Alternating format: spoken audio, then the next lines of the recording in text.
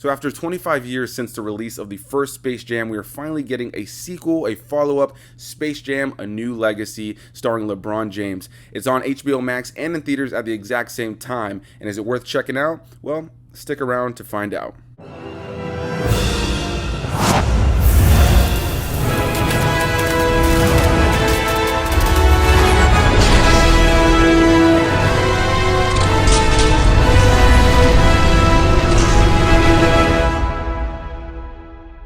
What's going on, everybody? Welcome back to another video, and as I just mentioned, we're going to be talking about Space Jam: A New Legacy. So like I mentioned, after 25 years, we're finally getting a follow-up to Space Jam, a film that I haven't reviewed here on the channel yet. I meant to do it before this movie came out, but I didn't get around to it, and I will, maybe within the next couple of weeks to actually go back and revisit the original. But yeah, it's a film that I grew up loving. Now, with that said, I do want to kind of just make it known that I'm totally aware that that film is not incredible. It's a nostalgic film for me. I was a kid when it came out. I was a kid just watching it tons of times as a kid, and I just had a lot of fun just watching it when I was younger. I love the Looney Tunes. I used to watch all the cartoons, so something like that was just kind of right up my alley. Now, I'm not really big into sports. I suck at sports. I'm not really much of a basketball person either. I'm that guy who will go to a friend's house to watch a sporting event and kind of ask something like, oh, is Tiger Woods playing tonight, when we're clearly watching something like basketball or football. I'm just not very knowledgeable about any of that stuff. So even with the original, I knew who Michael Jordan was. He was an icon of the time, but I didn't really care about the sports element of it. It was just a fun kind of cartoony element to the movie. And so with this one, same kind of thing. I'm not a huge sports fan, but I know who LeBron James is. I got a lot of respect for him as a talented athlete, but it's not something I'm like deeply connected to. For me, more than anything, going back to check out this movie or coming to check this movie out, it was definitely more about the Looney Tunes and just trying to see how this is a follow-up to that original film. And the best way I can compare this in terms of how this is a follow-up is something like what they did with Jumanji, where it is a sequel in a lot of ways. It takes place in the same universe. There are references, hints, and nods to the original film, but ultimately it's its own film. And just like Jumanji, it ends up using video games and the current age of digital elements to kind of bolster up this story. So yeah, it's a very similar kind of follow-up in the sense that you have video games and digital elements kind of being used to make this story its own thing while still kind of being a follow-up to that original film. This one stars LeBron James, like I mentioned, in the main character role, similar to what they did with Michael Jordan, and similar to that film, he teams up with the Looney Tunes to end up taking out our villain in the film, played by Cheadle, who plays this guy named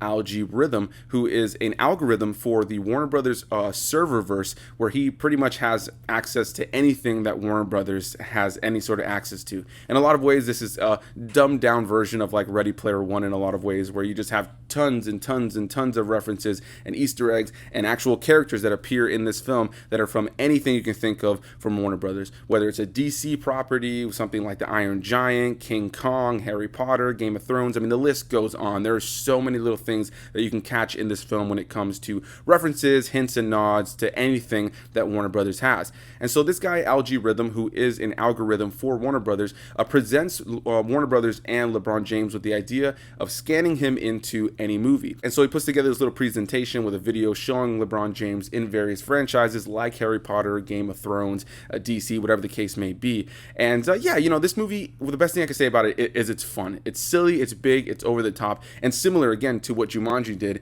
It's just one of those bigger, better sequels in the sense that it's just got a lot more going on. Now, the original film for me, again, is not an amazing film, and in the same way, this film for me isn't absolutely phenomenal. It's not the most beautifully written film, but it's just a good, fun time that I think takes what that original premise was and just doubles down on it and just takes it to the next level. And I think that this movie serves a good purpose. I think a lot of kids are going to have a good time watching it. It's got a great message of being yourself and just having fun, not necessarily being bogged down to, what people kind of want you to be, maybe your parents' expectations. And on the parental side, I think there's a good message there of, not, kind of forcing your kids to be what you are, not forcing your kids to kind of go down a path that you want them to go down, just allowing them to be themselves. So ultimately, a good message in the film. I enjoyed the music in the film. The performances, for the most part, are fun. They're light. The best performance, without a doubt, comes from Cheadle. And I should go back and mention a little bit more about what this movie's about. I'm not going to be getting into all the spoilers, but yeah, after Cheadle's character, Rhythm, ends up presenting this idea of having LeBron James in films, he ends up turning it down. He ends up getting pretty embarrassed by this. Rhythm, he thinks he's like the top dog. He's like, he wants his recognition for these ideas that he's bringing to Warner Brothers, and he ends up bringing LeBron James and his son into this digitized world and ends up kind of pitting them against each other. And now LeBron has to work with the Looney Tunes to save his son as well as play a game of basketball. I won't get too much deeper into what happens because there's a lot of fun little antics that go throughout here. And like I mentioned, you're consistently having all these references, Easter eggs, hints, and nods to all these various Warner Brother properties. And that was definitely a huge fun part of this movie. You have LeBron James going in and out of various worlds that we're all familiar with, like DC Comics, like Game of Thrones, like all these other things that, you know, again, Warner Brothers has. It was really cool to see a lot of stuff in there that I think if you're a big time fan of a lot of the things that Warner Brothers has, it'll definitely put a smile on your face. In a lot of ways, this film feels a lot like it was meant to be a lot more about those gimmicky elements. You know, in terms of the story, it's pretty straightforward. It has a nice message though, and this was just a fun watch for me. I think the idea of this film kind of having that message of just kind of having fun and just allowing yourself to, you know, be who you want to be. I think that's kind of how I just feel about this movie. It's hard to critique it really heavily because the movie is just fun. It's just having fun with itself. And I think ultimately you can tell that the people who were part of making this film, whether they're on screen or behind the camera, were just having fun with this film. This film also utilizes a lot of really great 2D animation and 3D animation. The CG in this film is fun, it's light, it's colorful, it's vibrant. It's a really great movie to look at. And you know, and similar to that original film, LeBron James isn't a phenomenal actor. He's an athlete, very similar to how Michael Jordan, you know, wasn't a phenomenal actor in that original one. I think he shines in a lot of the big cartoony moments in the film, and some of the more sentimental, dramatic moments in the film, maybe he doesn't shine as much. But I feel like everybody kind of gives a very consistent performance throughout the course of the film, to the point where everybody kind of feels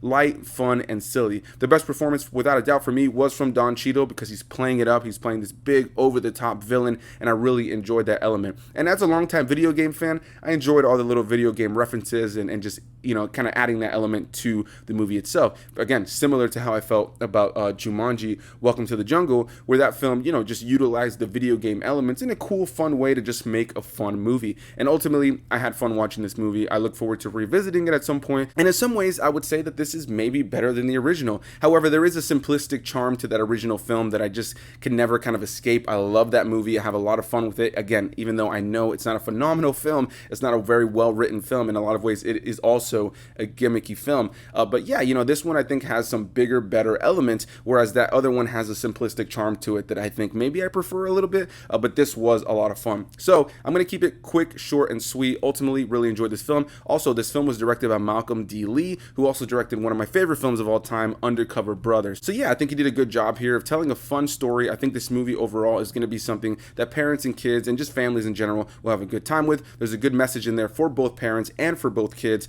as well as just having a good, silly time. It's nice to be able to just throw on a movie that doesn't have the biggest of stakes, and you're just able to just kind of sit back and enjoy yourself. And ultimately, that's what Space Jam: A New Legacy was for me. When I saw they had like a 38% on Rotten Tomato, I just don't know what certain critics are really looking for when you go into a movie like this. I think ultimately, when I review a film here on the channel, I try to come at it with the most balanced kind of perspective that I possibly can, and knowing what the film was and its intentions. I think that's incredibly important when you're critiquing a film, because I did not walk into this critiquing it the same way that I may have come into critiquing this as I did, I don't know, something like, you know, Black Widow, for instance, where that film is just on a different level. There's a different sense of stakes. That's part of this huge overarching narrative that, you know, has so much connective tissue, and you have to kind of take that into account when you review something. So to see people giving this movie a 38 for me, you know, could there have been elements that were better? Sure. Were there elements that probably could have been developed a little bit better narratively? Sure. But ultimately, this was a good, fun, big live-action cartoon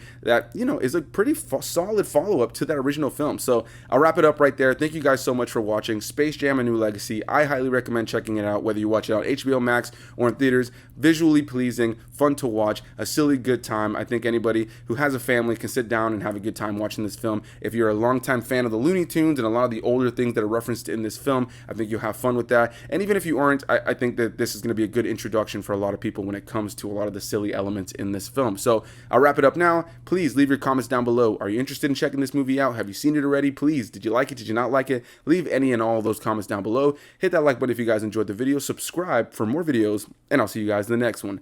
Bye-bye.